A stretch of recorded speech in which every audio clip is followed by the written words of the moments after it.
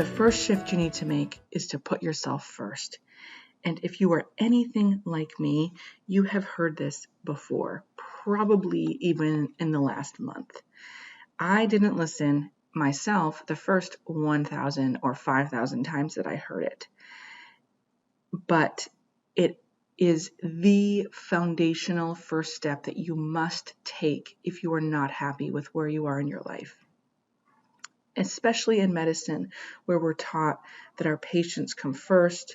We are used to making sacrifices because we have done it through the entire journey to become a physician.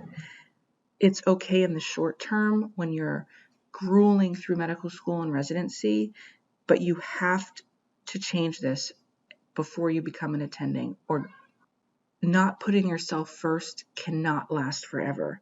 Eventually, you need to put yourself at the top of your priorities and keep yourself there. When you don't put your needs first, everybody around you suffers. And it's easy to feel guilty. I have certainly suffered with guilt and sometimes still do when you are feeling like you're putting yourself first. But trust me when I tell you that if you are not prioritizing your own needs, you will never be able to have a long and fulfilling career.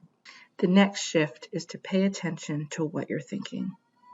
We have tens of thousands of thoughts a day, and we spend so little time, if any, evaluating these thoughts. No one ever told me that I didn't have to believe the thoughts that I had.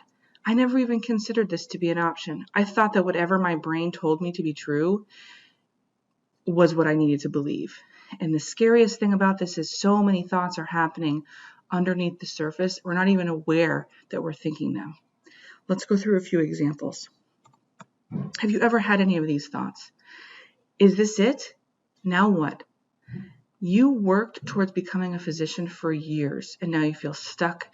And if you are like me, empty. I had this profound emptiness when I graduated from residency. I thought that I would finally feel like I have made it, that I would feel complete, but I felt the complete opposite, and that was devastating for me. What's going on here? Why are you thinking this thought? We will get into that, but I want you to know that it's normal and you are not alone. How about the thought of, I don't know what I'm doing? This is the root of imposter syndrome, which was, for me, an overwhelming burden that I had. Thoughts like this that fuel imposter syndrome are going to set you up for complete dissatisfaction, anxiety, and stress. The most concerning part about it is that you think you're the only person who has that thought. Well, you are not the only one. Everybody around you, I guarantee, has had a thought like, I don't know what I'm doing, or I don't belong here, at least once in their life. And if they're physicians, probably many, many more times. And how about the thought of, when is it going to get better? I had this thought immediately, and I would ask my colleagues and friends in medicine about it, and no one had a satisfying answer. And what I didn't realize is that I had complete control over making things better. I just didn't know it yet. The final shift is to ask yourself what you want.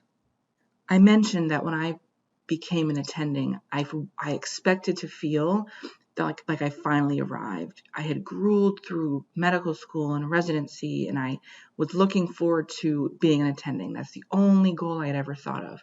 And then once I made it there, I felt none of that. I did not feel satisfied. I kept thinking, what's next? And it's because I had never asked myself what I wanted beyond the goal of being an attending. I had never considered the life that I wanted to live after I became an attending. And for most of us, we're in our 30s when this happens, and we have 40 years at least ahead of us to live life and to create the life of our dreams. Yet we have spent no time considering it.